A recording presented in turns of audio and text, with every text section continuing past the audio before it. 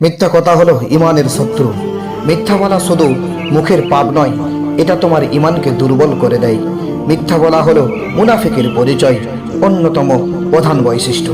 সামান্য লাভের জন্য মিথ্যা বলার চেয়েও সত্য বলে ক্ষতির সম্মুখীন হওয়া অনেক উত্তম।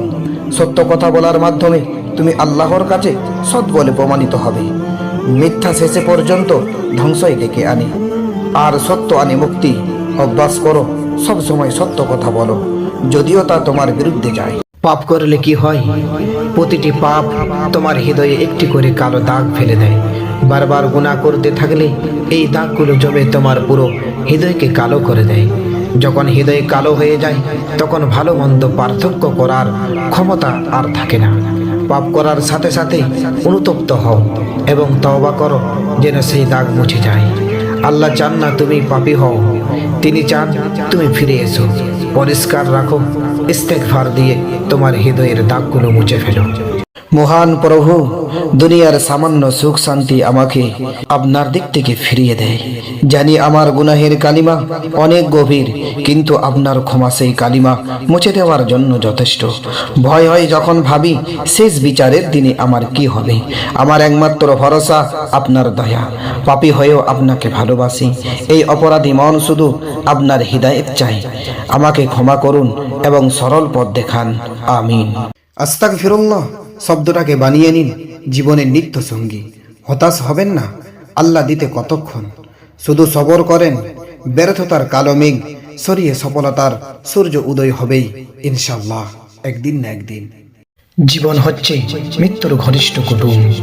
যত দিন যায় ততই সে আপন হয়ে ওঠে। আমরা দৌড়াই জীবনের পেছনে, আর মৃত্যু ধীরে ধীরে আমাদের পিছু নেয়।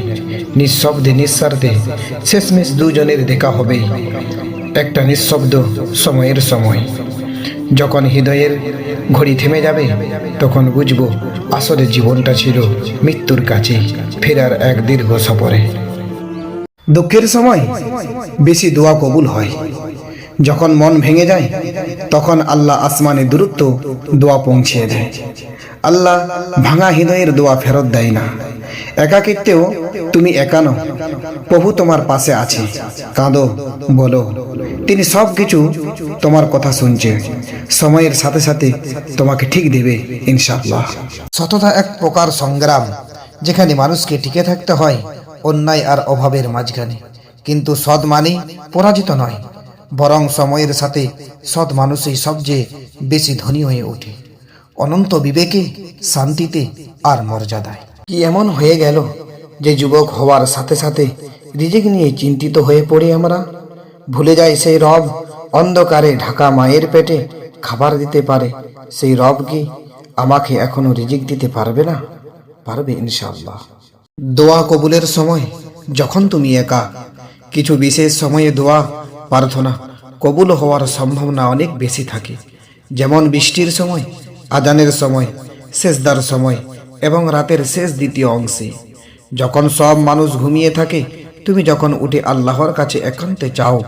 সেজদার সময় আল্লাহর সবচেয়ে বেশি কাছে যাওয়া যায়। তাই সেজদায় গিয়ে মন খুলে দোয়া করো। তোমার দোয়া যেন শুধু নিজের জন্য না হয়, বরং অন্যদের জন্যও করো। সজাগ থাকো, এই মূল্যবান সময়গুলো কখনো হাতছাড়া করো না।